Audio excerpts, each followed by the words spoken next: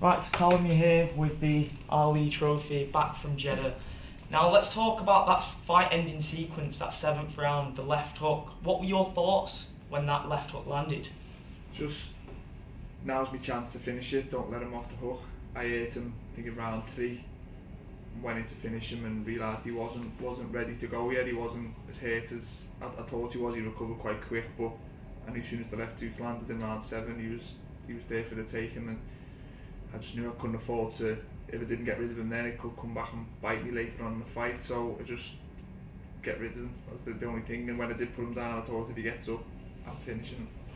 Now the patience that Callum showed in that sequence must have been really satisfying for you as a trainer, because it must have been so easy for Callum in that moment to have windmilled and gone aggressive, but he picked his shots and he didn't waste any time in there. No, it was good to see all the drills that we do going into practice, and I think on the Monday when we were in Jeddah, we were practicing certain shots, and that right hook to the body, Callum nailed me with, and I got out the ring limping. I was on painkillers for a few days, hobbling.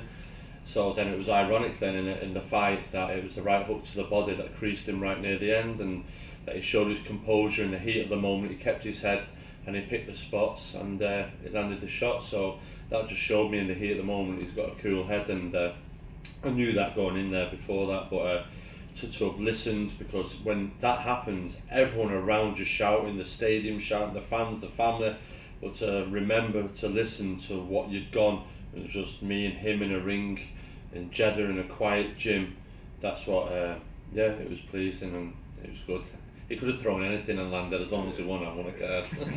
Now to go from all the way back in February when you won the semi-final to get to September, it's been a long roller coaster ride with Groves being at the forefront of your mind.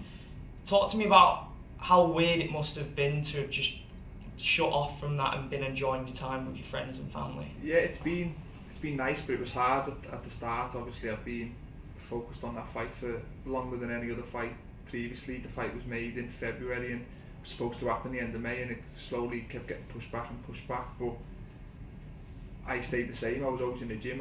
It never got pushed back enough whereas I could go on holiday and enjoy myself. It was always just that little bit where I still had to stay in the gym, and the minute I did win it, it was kind of, it took a while to actually accept that I've done it, I've achieved what I've always wanted to achieve, and I can afford to sit back and relax now. It kind of, when you've been doing the same routine for so long, it's hard to switch off, but I've had some good time with friends and family and enjoyed myself, and even now when I'm still having time off, I'm still looking to what's next. Every fight I've ever had, I've always stepped up the ring, and it's been what's next, what can I achieve now, and I've become a world champion, which I always envisioned was the top of the mountain, but now I've achieved it.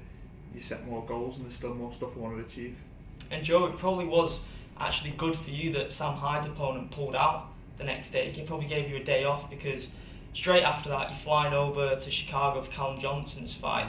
Talk to me about how bittersweet that moment is. You don't truly get to live in the moment until probably now, until you get to reflect on it. After Anthony's fight at the weekend, you get a chance to actually think about the significance of everything that's happened. Yeah, we flew back, as you said, in Manchester. I think it was midday Saturday, and Sam Hyde was due to fight in Bolton, but the fight got called off, and we were flying out Sunday morning, I think it was 8 o'clock, to Chicago for Callum Johnson. So Callum's arrived, and there's a press there and his family, and then you see the pictures of him with his family and everyone's celebrating, but you're in Chicago.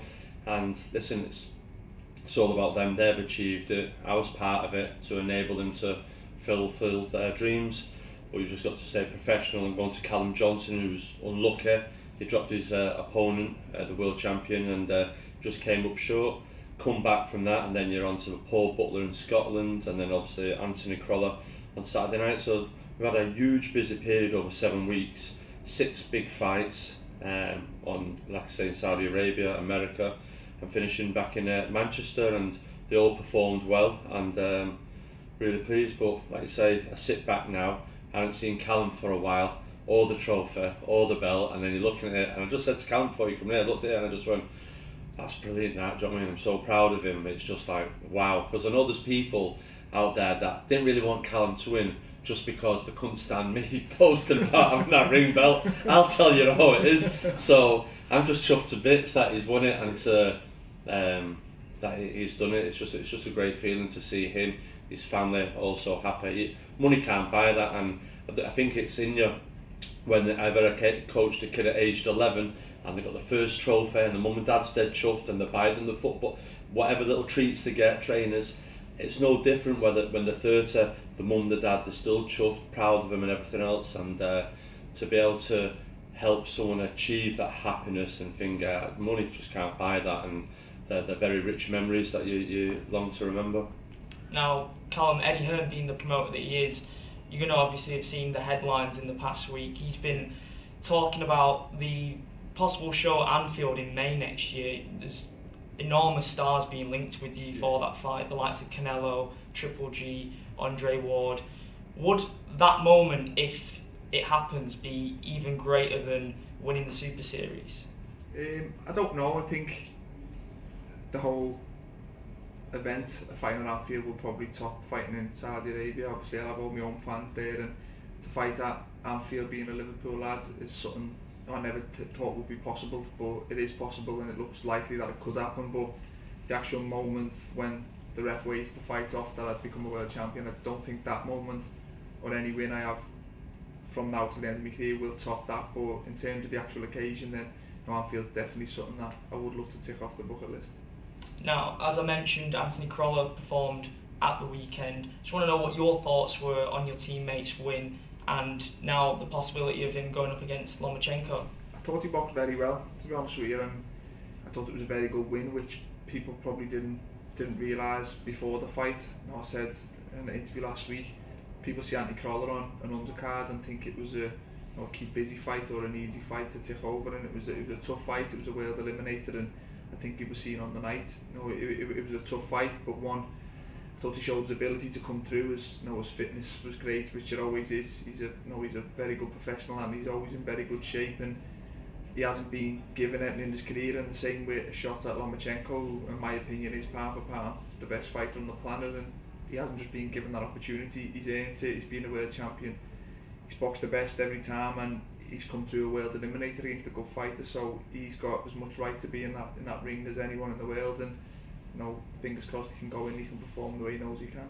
And finally, I just wanted to say that you're expecting a child very soon. Now, is that the thought of fatherhood maybe more daunting than any fight you've ever faced? Yeah, most definitely. It's the unknown. Boxing's something I've done since I was a little boy, and it's always been where I'm not comfortable, but it's normal to me. I couldn't imagine doing anything different, but fatherhood's a little bit going into the unknown for me. But I'm from a big family. I've got a lot of brothers, sisters, and I've got a few nieces and nephews, so hopefully that'll kind of stand me in good stead. But it's easy being with them and then giving them back when they cry, whereas this time I've got to keep hold of it. But it's exciting. It's something I've always wanted to do. I've always been a big believer in there's more to life than boxing. Boxing's my job and a hobby, and family side always comes first, and I'm looking forward to becoming a dad and starting a family. Great. Well, massive well done to you both. Thank you.